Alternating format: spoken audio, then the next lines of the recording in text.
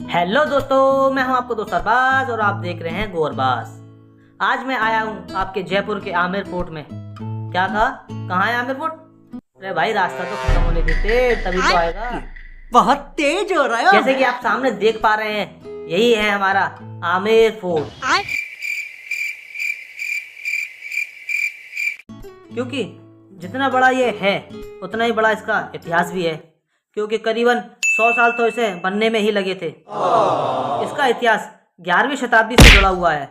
इसका निर्माण राजा काल के देव ने शुरू करवाया था और बाद में 1592 में राजा मान सिंह ने इसे पूरा करवाया था।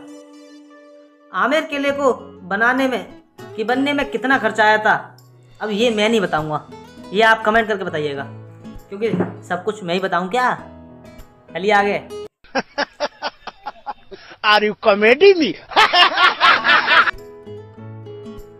मेरा दोस्त मुझसे पूछ रहा था कि ये क्या है। जैसे कि आप लोग जानते हैं कि मैं हूँ इंटेलिजेंट बहुत, तो इसलिए मैंने भी उससे कह दिया कि मुझे भी नहीं पता। गजब बेइज्जती है। जैसे जैसे मैं अंदर जाता जा रहा था वैसे मुझे समझ में आ रहा था कि मुझे कुछ भी समझ में नहीं आ रहा है। तो ऐसे में एक मेरे सामने एक चमत्कार होता है और मेरे सामने प्रकट होते हैं ये वाले भैया, ये गाइड। तो क्या नाचो मैं? लेकिन मैं इनकी तरफ ध्यान नहीं देके और आगे चल देता हूँ, जिससे कि मुझे बाद में काफ़ी पछताना भी पड़ता है, क्योंकि आगे जाके भी मुझे कुछ समझ में नहीं आता। समझ रहे हो? तो ऐसे ही मुझे समझ में आ चुका था कि अब पछतात होत क्या जब छुड़िए चुके खेत। तो मैंने कॉन्सेंट्रेट किया अपने अकेले ही घूमने पे। देखा आपने लापरवाही का नतीजा है। मैं सिर्फ देखा ही जा रहा था, बाकी कुछ समझ में नहीं आ रहा था। जैसे कि देखने में आप देख रहे हैं काफ़ी सुंदर है, और पीछे जो आप नज़ारा देख रहे हैं वो आंखों से देखने पे बहुत ही सुंदर नज़र आता है। वाकई में यार, आप अगर आंखें देखेंगे ना तो आपको जितना आप वीडियो में देख रहे हैं इससे कम से कम 200 टाइम्स ज़्यादा बेटर नजर आएगा। अच्छा, हमको सिखा रिया है। ऊपर जाता जा रहा था वैसे वैसे मैं थकता चला जा रहा था। तो यार बहुत ऊंचा था, बहुत, इसीलिए थक रहा था। आप देख रहे हैं वो नीचे कितना दूर से आ रहा हूँ। मेरे साथ साथ मेरे दोस्त की माँ भी चल रही थी, तो वो मुझसे ज़्यादा थक चुकी थी क्योंकि वो तो मुझसे ज़्यादा बूढ़ी थी। तो मैंने फैसला किया कि इनकी जिम्मेदारी मैं अपने कंधों पे लूँगा और मैं इन्हें लेकर चल दिया ऊपर की ओर। चले एक काम कर, 200 रुपए दे और 50 रुपए काट ओवर एक्टिंग के वजह। जो राजस्थान में काफ़ी फेमस है, ये बजाने वाला मुझे तो नहीं मालूम क्या है। चलिए आप सुन के देखिए और बताइएगा।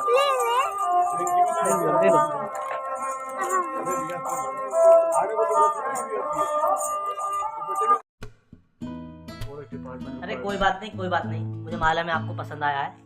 क्या नहीं आया तो दोबारा सुन के देखो यार, काफ़ी अच्छा था। मैं तो काफ़ी देर बैठा उसके पास और उससे काफ़ी बातचीत भी करी मैंने।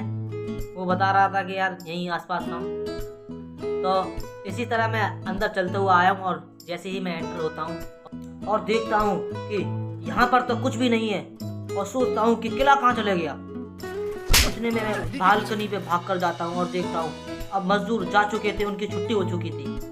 जैसे कि आप सभी को मालूम है कि आमेर किले की दीवारें काफ़ी लंबी और ऊंची हुआ करती थी, लेकिन वक्त के साथ वो गिर चुकी हैं।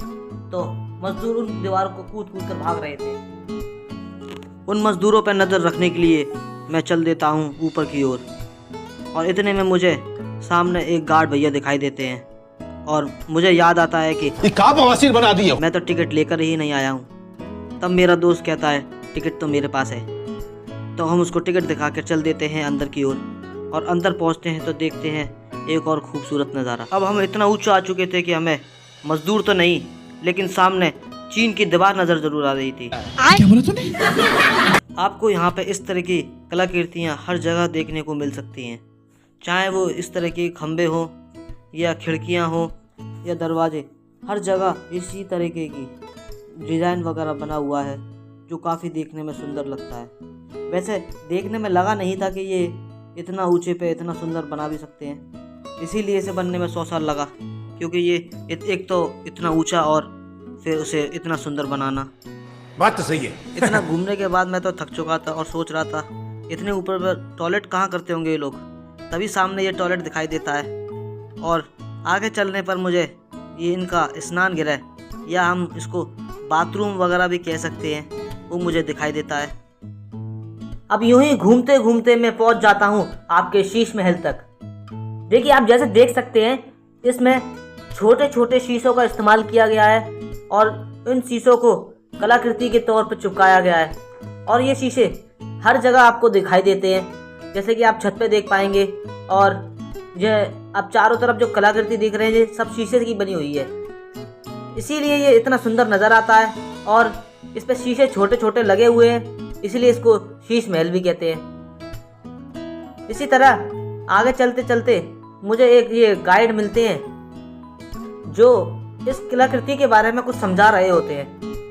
अब मुझको ज़्यादा तो कुछ समझ में नहीं आ रहा था, तो इसमें कुछ ये फूल वगैरह के बारे में बता रहे थे कि ये फूल अगर आप दबकाते हैं तो इसमें हाथी और खरगोश, चिड़िया वगैरह सब कुछ दिखता है। तो मेरे तो कुछ समझ में नहीं आया, क्योंकि मैंने उनको बीच से ही ज्वाइन किया था, आधे में क्या समझ में ही आता। तो इसीलिए फिर मैं आगे ही चल दिया और आगे जाता हूँ, कुछ देखता हूँ कि और मैं और ऊपर पे पहुँच जाता हूँ, इससे भी ज़्यादा टॉप पर। फिर ऊपर से नज़ारा देखने पे तो और भी ज़्यादा खूबसूरत नज़र आता है, क्योंकि चारों तरफ पहाड़ ही पहाड़ नज़र आते हैं। और ये आप चीन की दीवार तो देख ही रहे हैं। क्या ये चीन की दीवार नहीं है? मुझे तो ऐसा लग रहा था जैसे कि हम इतने ऊंचे पर पहुंच गए हैं जहां से हमें चीन भी नजर आ रहा है। कैसा लगा मेरा मजाक? राजा जी ने हमारी सेफ्टी को ध्यान में रखते हुए ये पूरी दीवार का निर्माण कराया था। और इसको ये जो गुमटियां बन रही हैं, इन गुमटियों में अपने सैनिक भी तैयार कर रहे थे। बस यहाँ पे एक ही चीज की कमी रह गई कि हम जैसे सिंगलों के लिए कुछ नहीं सोचा। बड़ा हरामी हो बेटा। अपने कपल के साथ आ रहे थे और हम सिंगल, इसीलिए मैं भी सुसाइड करने चल देता हूँ इस छोटी सी खिड़की के पास और जाके देखता हूँ कि नीचे यहाँ तो बहुत ही गहराई है। और सामने देखकर वापस उल्टे कदम लौट जाता हूँ और चल देता हूँ चुपचाप बाहर की ओर रास्ता ढूंढते हुए।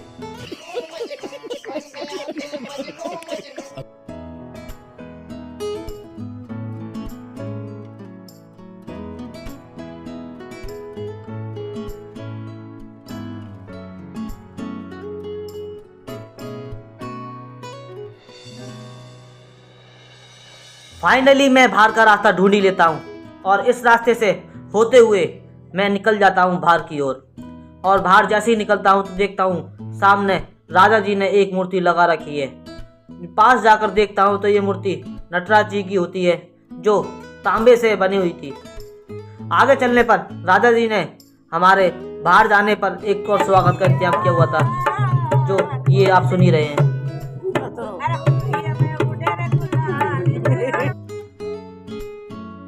और बाहर आकर मैं थक कर बैठ जाता हूँ और सामने देखता हूँ कि राजा जी ने एक और इंतजाम किया हुआ है कि हमें तलने के लिए 2 बड़ी बड़ी कढ़ाइयों का भी इंतजाम किया हुआ था उन्होंने। तो इन कढ़ाइयों को देखकर मैं हो लेता हूँ बाहर की तरफ रफू चक्कर और मिलता हूँ आपको अगले ब्लॉग में। Bye bye. क्या बढ़िया था गुरु।